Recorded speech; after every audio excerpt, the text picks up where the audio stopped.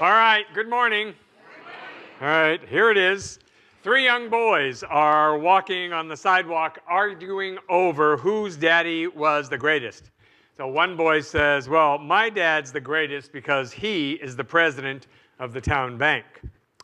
Second boy says, well, that's pretty good, but my daddy owns 2 great big grocery stores in town. And the third boy says, that's nothing. My dad is a preacher, and he owns hell. He said, what? And they said, yeah. He came home last night and told my mom that the church board gave it to him. So now, none of you should be offended at that. I should be, okay? So, you can remind me after church that I should be offended by my own joke. So today, I start with something, the word Jehovah. In the Old Testament, this is the name for God. It's a tribal name for the God of all. So from the Hebrews, it is he who is, who was, and who will be manifest. So Moses in Exodus, we find these words, that Jehovah told him that his name means I am that I am. All right? And so in the Old Testament, the spiritual I am is Jehovah. In the New Testament, this same spiritual I am becomes the presence and the activity of Christ among us. So if we take the spiritual discipline, if we take the effort to be the consciousness of love and joy that I think everybody is desirous of, while we are in that consciousness, it seems to me that life always gives us everything that we need to live a personally happy, joyful, prosperous, free, abundant, loving life. In Science of Mind, when we speak of worship, it is not that there are things outside of us that we worship, but when we talk about worship, what we're talking about is the love that is within. That's what we practice when we come together as a church community. So I figure if, as different as we are, if we can get along at church, I'm hopeful for the world. But if we can't get out of the parking lot, then I'm really not optimistic about the world. But basically, I am an optimist, so I know we can do this. People, often say this phrase, that I gave it to God. You've heard people say that. Perhaps you've even felt you've done that yourself.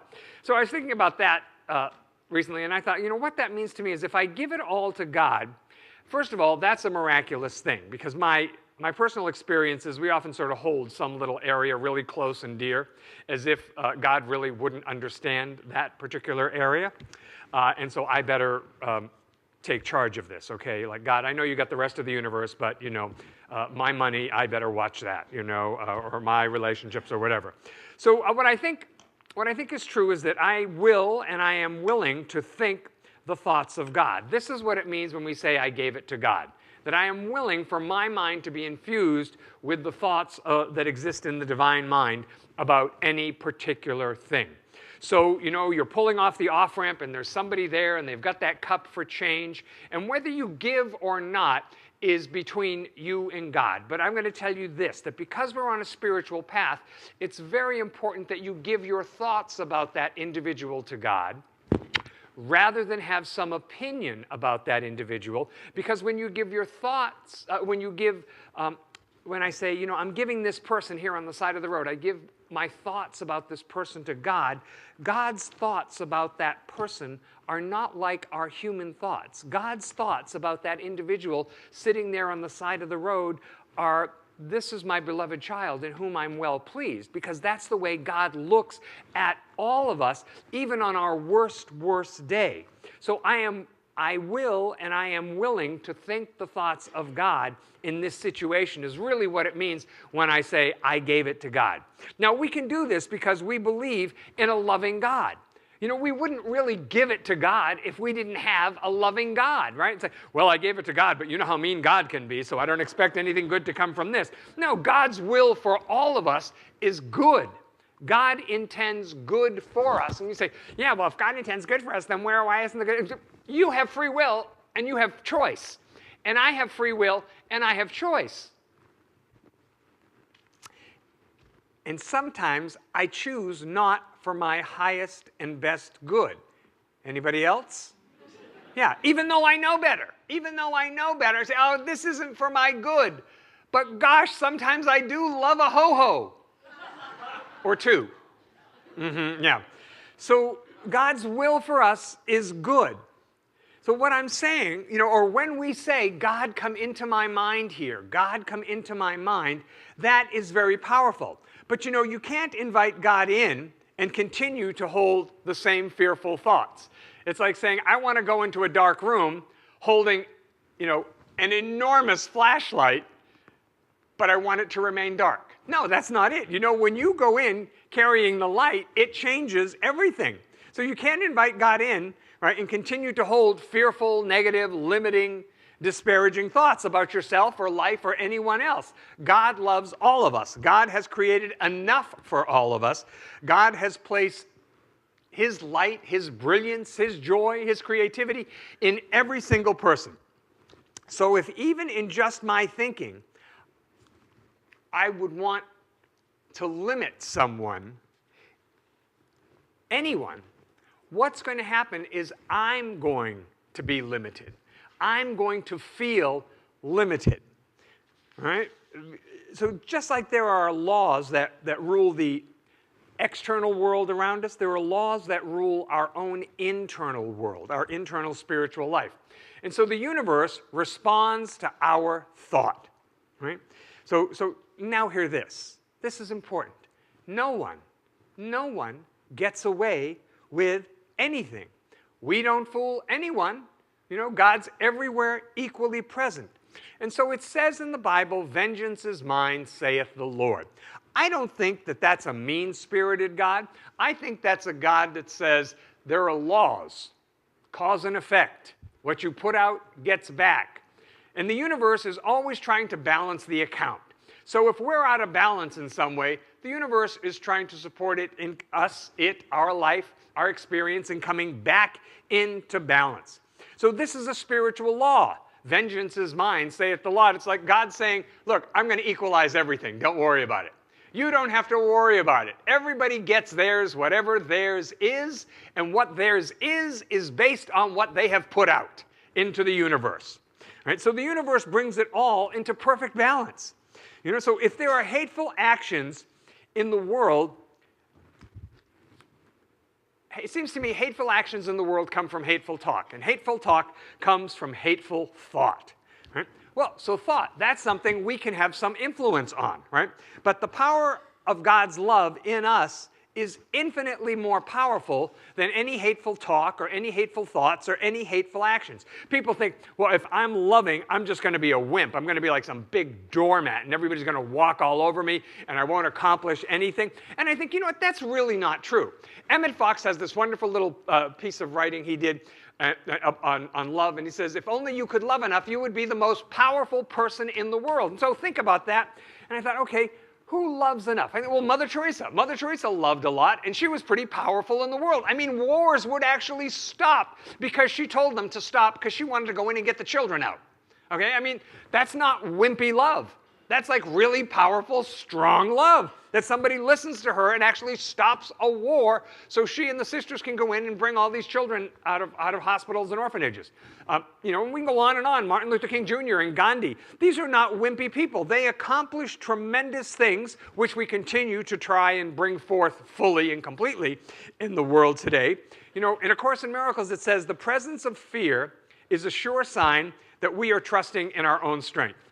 So where we're fearful, that means that we really haven't included God in the process yet. We think we're doing it. And it's actually, I think it's blasphemy to think of the children of God as anything less than wonderful, perfect, brilliant, magnificent expressions. See, it's easy to love the people who love us, right? We get it. We get that really, really well. Oh, I am so good.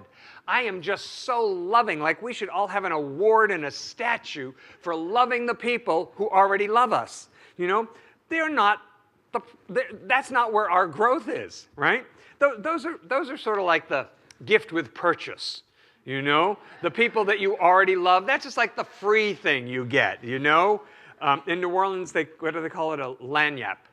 You know, that they give you an extra little bite of something good. But it's blasphemy to think of the children of God as anything less than wonderful. You know, so the correct spiritual response is to have that big cosmic love in your heart for all people, whether we like them or not. So, like Jesus points out that even the tax collectors, I love that he uses the tax collectors, by the way, that's just really funny to me, I don't know why. Even the tax collectors love the people that love them, right? So the issue is to love those who do not love us. And you think, well, I'm pretty nice. Why wouldn't somebody love me? Well, and you know, look, I'm sorry, but the statistic is half the people just don't like you. Half the people on the planet just don't like you. You look like their ex. You look like their 4th grade reading teacher. You know, you just remind them of somebody who was not nice to them decades ago. They just don't like you. Well, I'm sure if they got to know me, they would, you know, because I can be very likable. I could be really, really nice, you know, if they just gave me a chance. Nope, doesn't cut it. Doesn't cut it. 50% of the people do not like you. Just bless them, send them love, move on. That's what we have to do. So when we love and accept, I think what happens is that we actually have more power. See, because now the love that I'm talking about here, the love that we want to have for all people, even those people who don't like us, is that big cosmic kind of love. See, now we think, how are we ever going to get the whole world to do this? Well, you know, I don't know that we'll get the whole world to do it. I don't know that we have to, because if there's a critical mass of people who think in a new way could change the entire planet for us. We don't have to get everybody to do it, just a critical mass, right, of people who have an inner directedness and know that love is a better way for us to be in the world. Now, you know, I am not the one to talk politics, right? But I do want to say this, because what's happening in our world right now, we have to look at how do I live from spiritual principle, how do I live the spiritual life with things that are going on in the world right now.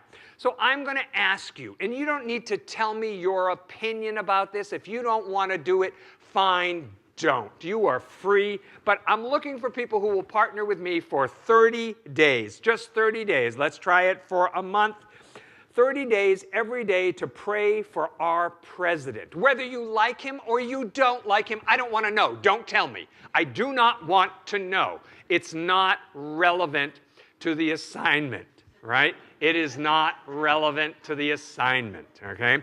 But here's a little aside. If you only pray for the people you like, you miss the point. Yeah, okay. And what happens when we miss the point? We get to do it over again and over again and over again. Huh? Does that sound like fun or what? Now, so I'm asking you to please join with me and pray for the president, pray for world leaders, pray for the leader of North Korea, whoever comes into your mind, but please, please, please, and here's how to do it. If you don't know, say, well, I just don't know what to do because I get so worked up and I have all these opinions and this and that. Fine, fine. I'm going to teach you the way right now. It's very simple, okay? Again, do not tell me whether you like the president or you like the leader of North Korea. I really don't want to know. Tell Reverend Mark LaPonce. He really wants to know.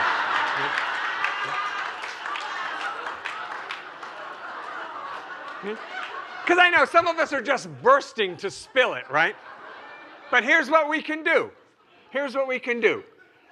I praise President Trump. I raise President Trump in the name of peace. Do that with me now. I praise President Trump. I raise President Trump in the name of peace.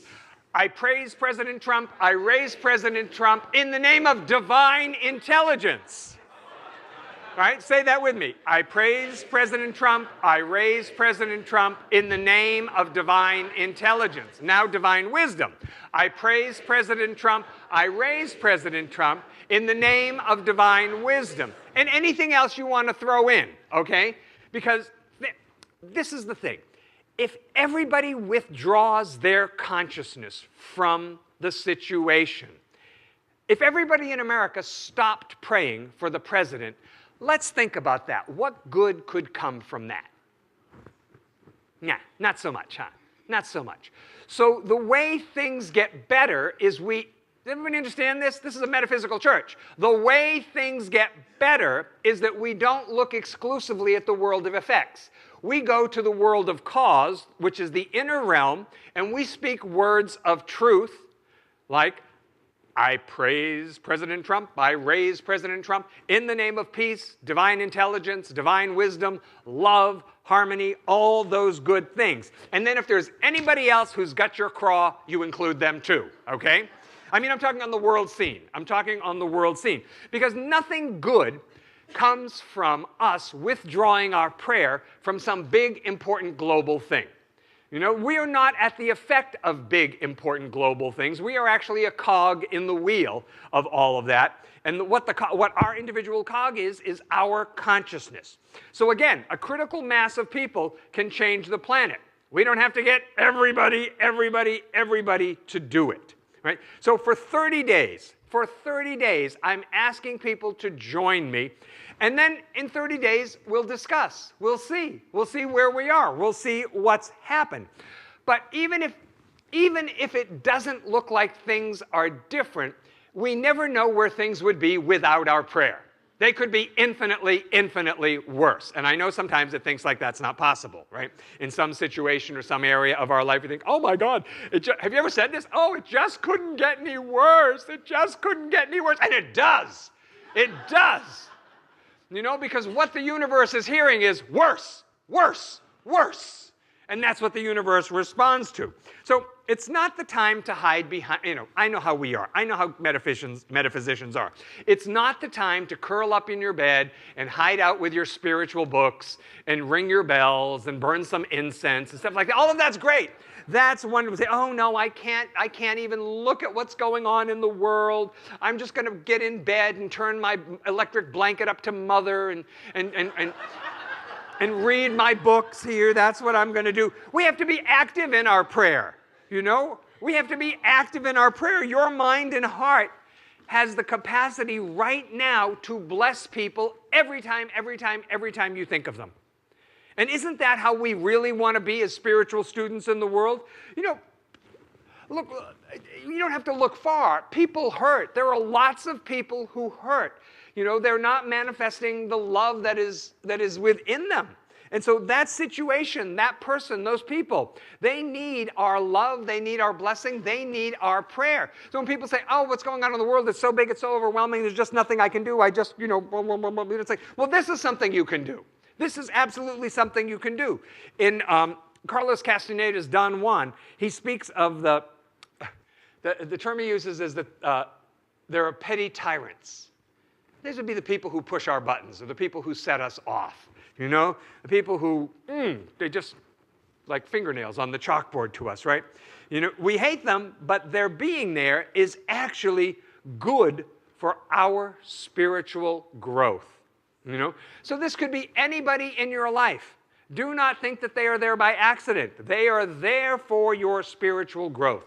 And so this is deep spiritual work where we take responsibility for our lives and we take responsibility for healing what needs to be healed in us.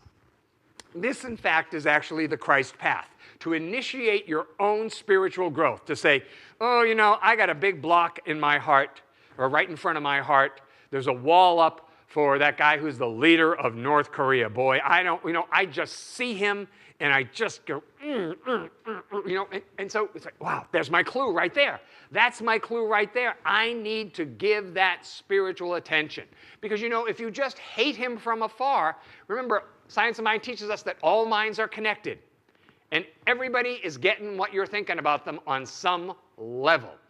Now, people behave their best when they are loved up, you know, which is kind of the Science of Mind response to everything. Love them up. Just love them up. Just love them up. We just have to keep loving people up. Because you know what? Think about it. Whenever we've done something that wasn't good, when we have been not our best self, it was not because we said, oh my God, my tank is so full today. I just feel nothing but love for myself and God and life and people. Let me go do something that really hurts somebody. You know, that has never been the case. That's not how we operate, right? When our tank is full and we feel nothing but love, it's like, oh my gosh, I just want to give that love to everybody. You know, sometimes we have to recognize the darkness, but we have to be the ones to proclaim the light. Why? Because we're the ones who see the darkness. So if you see the darkness, that means it's your job to proclaim the light is there. Right? Because the divine nature is in all of us. We teach that in the science of mind. And so waiting to be, that divine nature that's in all of us is waiting to be brought forth into expression through our recognition of the power and the might of this I am principle that's within us, the Spirit of God. So for 30 days, would you join me? You don't have to tell me anything about it or that you missed a Thursday or something like that. This is going to take you a few seconds a day. Now, I'll tell you, this is a great practice because you know things will come into your awareness that you can do this same practice for again and again and again throughout the day. This is a really good alternative to hearing something and then running with it and spinning with it all day long. You know how that happens? We hear something and we get a little worked up, and then the next thing you know, hours have gone by and we're still chewing on it. Anybody who calls or anybody we see, we're more than happy to share it with. You know, it just goes on and on and on and on and on. And so here's an opportunity. We don't have to get everybody to do this, just a critical mass, and the scale tips. Let's pray. So we turn our attention inward now, remembering that right here where we are, the fullness and the allness of God, God's Spirit, God's love, God's light is present right here, right now where we are. It's the truth about each and every one of us, that we are one with God, we are connected with each other.